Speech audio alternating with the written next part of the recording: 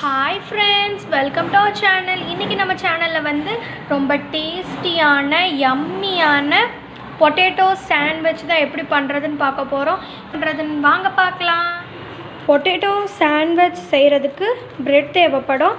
அதுக்கப்புறம் தோல் உரித்து மசிச்சு வச்ச உருளைக்கிழங்கு, அப்புறம் குட்டி குட்டியாக நறுக்கின வெங்காயம், ஒரு பிஞ்ச் உப்பு, 1/2 tablespoon chilli powder, 1/2 tablespoon chaat masala. இப்போ இதை எப்படி பண்ணுறதுன்னு பார்க்கலாம்.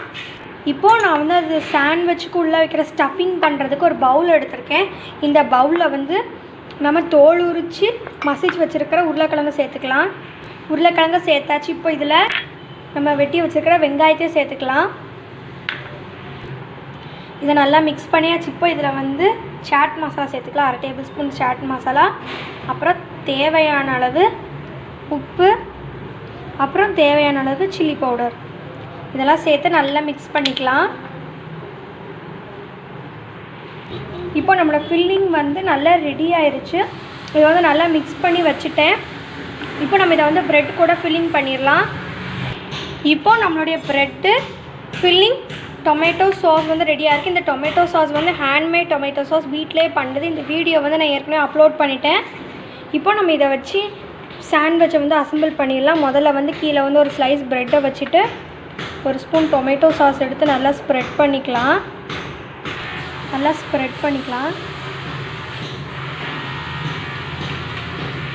இதை நல்லா சாஸ் தடி வச்சு அப்புறம் இன்னொரு ப்ரெட்டையும் எடுத்து இந்த மாதிரி வச்சு இதுலேயே சாஸ் அப்ளை பண்ணிடலாம். இப்போ நம்ம சாஸை வந்து நல்லா ஸ்ப்ரெட் பண்ணியாச்சு. இப்போ இதில் வந்து கொஞ்சோண்டு ஸ்டஃபிங்ஸ் எடுத்து ஒரே ஒரு லேயரில் மட்டும் வச்சுக்கலாம். இப்போ ஸ்டஃபிங்ஸை வச்சாச்சு. இப்போ நம்ம சாஸ் அப்ளை பண்ணி வச்சுக்கிற இன்னொரு ப்ரெட்டை இந்த மாதிரி அமுக்கி வச்சிடலாம். இப்போ நம்மளுடைய சாண்ட்விச் வந்து ரெடி ஆகிடுச்சு. இப்போ இதை வந்து தோசை டவாவில் போட்டு டோஸ்ட் பண்ணி எடுக்கணும். இப்போ நான் வந்து எல்லா சாண்ட்விச்சஸையும் இந்த மாதிரி ரெடி பண்ணி எடுத்துக்கிட்டேன். இப்போ நான் வந்து தோசைக்கல்லை போட்டு டோஸ்ட் பண்ண போகிறேன். இப்போ நான் தோசைக்கல்லை வந்து ஆன் பண்ணிட்டேன். வந்து இதில் ஆயிலும் ப்ரஷ் பண்ணியிருக்கேன். நீங்கள் ஆயில் வேணும் ஆயில் கூட ப்ரஷ் பண்ணிக்கலாம், அப்படி இல்லாட்டி நெய் போட்டு கூட சுட்டுக்கலாம். நான் வந்து எண்ணெய் ஊற்றிருக்கேன். இப்போ இதில் நம்ம செஞ்சு வச்சுருக்கிற சாண்ட்விச்சை வந்து இதில் வச்சிடலாம். இந்த 2 சாண்ட்விச்சும் வந்து நல்லா டோஸ்ட் ஆகட்டும். இடையில கொஞ்சம் எண்ணெயோ இல்லாட்டி நெய்யோ இதுக்கு மேலே போட்டுக்கோங்க. அப்போ தான் இந்த சைடும் நல்லா டோஸ்ட் ஆகும். இப்போ ஒரு சைடு வந்து நல்லா கோல்டன் ப்ரௌன் ஆயிடுச்சு. இப்போ இதை திருப்பி போட்டுடலாம். இப்போ பார்த்தீங்கன்னா இந்த சைடு வந்து கோல்டன் ப்ரௌன் ஆயிடுச்சு. இப்போ நம்ம வந்து திருப்பி போட்டுட்டோம்.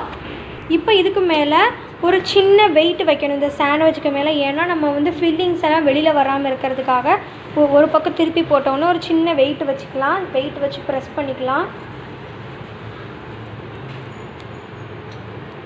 கொஞ்சம் வாட்டர் வச்சுருக்கேன். இப்போ நம்ம இதை திருப்பி பார்க்கலாம்.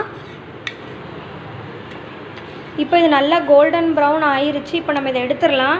இப்போ இந்த 2ஐயும் வந்து நல்லா டோஸ்ட் பண்ணி நான் வந்து இந்த சாண்ட்விச் எல்லாம் டோஸ்ட் பண்ணி எடுத்துட்டேன். ரொம்ப டேஸ்டியாக ரெடியாக இருக்குது. சாண்ட்விச்சஸ் எல்லாம் ரொம்ப சாஃப்டாக சூப்பராக இருக்குது.